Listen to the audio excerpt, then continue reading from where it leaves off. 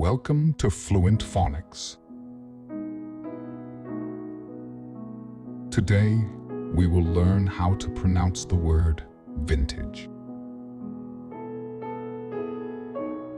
Vintage. Vintage. Vintage.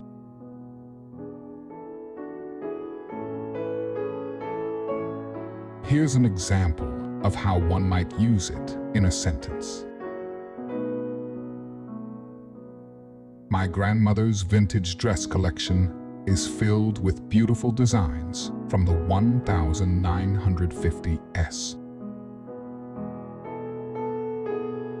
Vintage refers to something from the past that is of high quality or significant because of its age, typically referring to clothing, furniture, or wine.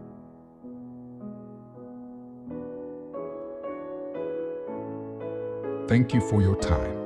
If you enjoyed this, please like and subscribe for further content.